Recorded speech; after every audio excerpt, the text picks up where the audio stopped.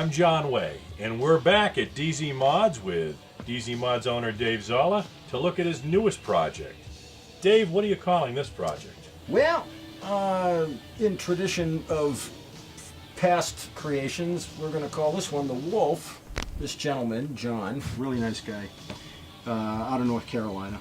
That's great. He saw the videos and decided that he was going to send me his 54 or 56. We can't really be sure.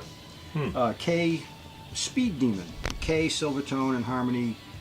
They kind of were in and out of the same factories, depending. We wanted this wolf in the headstock. Last time we had a rabbit, this time we got a wolf. No kidding. Well, before we start at the top, can you tell us a little bit about what this guitar was before you got your hands on it? So this is basically was a single pickup, only had a bass pickup. Okay. They came up to 3 pickups, and if you might remember them, people who might have seen them, for every pickup they had 2 more knobs. So the 3 pickups actually had... It was a daunting task to maneuver that. Yeah, they had 6 knobs. He had it in his cellar for, I guess, a very long time. Apparently the guitar had been underwater for a period of time. Wow. It was pretty derelict when it got here. Well, let's take a look and tell me from the top what you started to do. This is from some sort of a video game. I looked it up. I can't remember the name of the game. That's one piece of mother of pearl inlaid into the ebony headstock veneer.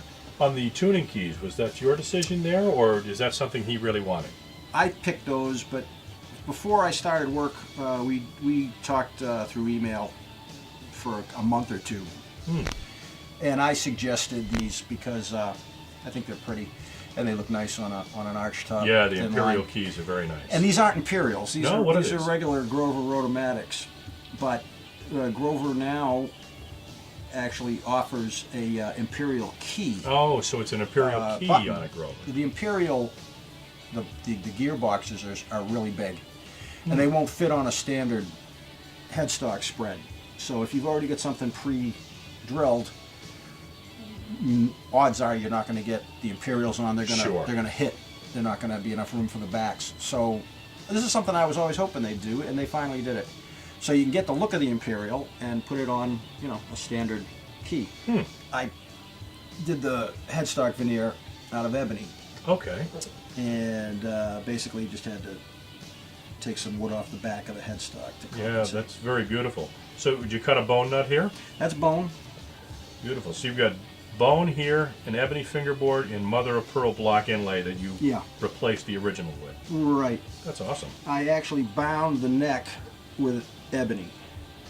With ebony? Yeah. I cut ebony strip rather than do a piece of plastic on the side, since the headstock veneer is ebony, and that gives us a look of a binding, which it isn't bound, it's just the edge of the veneer. It's nice. I didn't do nibs because wooden nibs they might snap off. I then fretted it so that it's nice and tight looking and carries the black bound look. I didn't carve the neck or shave it. It's still pretty fat. He likes a fat neck. We can see that the neck is a bolt-on neck, but once you get to the body, tell us a little bit about what you've done here. We stripped the finish. It was pretty beat.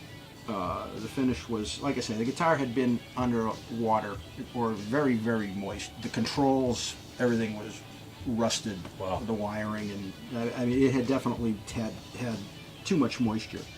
But the body, even though it's ply, had held together pretty well. So we did. He decided he wanted to go with a solid silver metallic for color. I ended up taking off the white binding.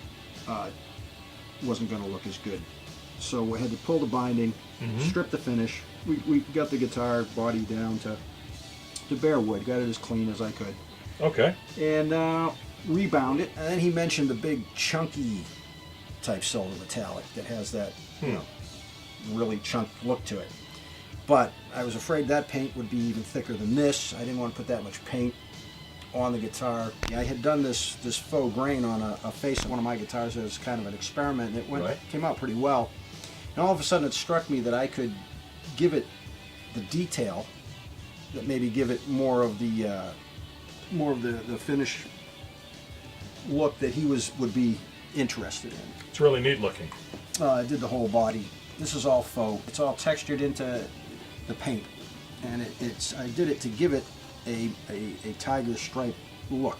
Oh, if we go back to the front, tell us a little bit about the pickups and the control setup you have. Well, when he mentioned to me that he was rockabilly, kind of wanted that sort of an instrument, sure. You know, I immediately thought of Brian Setzer.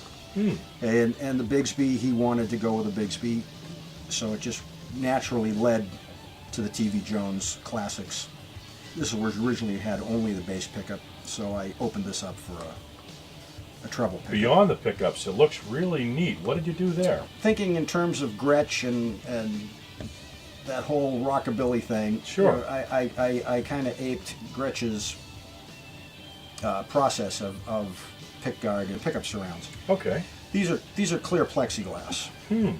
And Gretsch would backspray clear plexi and always had that metallic look. That's how they did it. So I thought that would be very cool look. Kind of fitting. What I did was I combined the Gibson, the Gretsch, and the K vintage into kind of a combination. Okay. Being inspired by the Rabbit, that I would follow the body line rather than do the K shape for the pickguard. And give this kind of more of an interesting visual appeal. Some access for the pickup adjustments without taking off the pickguard. You've got a master volume and tone, but why don't you tell us about your chicken head switch up here? Well, we just have a master volume and a master tone, and that's the way the original Demon was with the single pickup. So what I did was I put in a three-way, just typical three-way rotary switch. And very all it cool. is, you know, rhythm, treble, and both. Very similar to a Gibson being up here, but using the chicken head knob just, again, to give it some visual appeal, look a little different. Very, very nice. Well, why don't we hear what it sounds like? Well, let's see if I can play today. All right.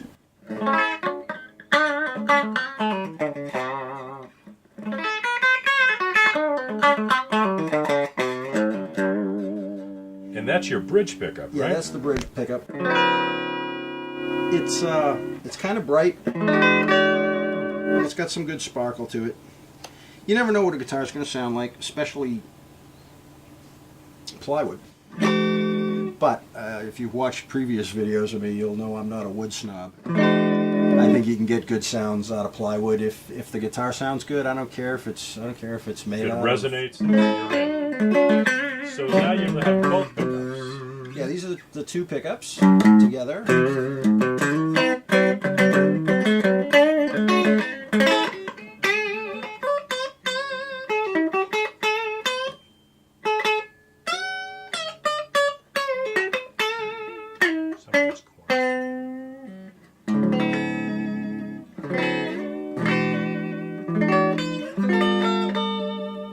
It's got an interesting tone to it.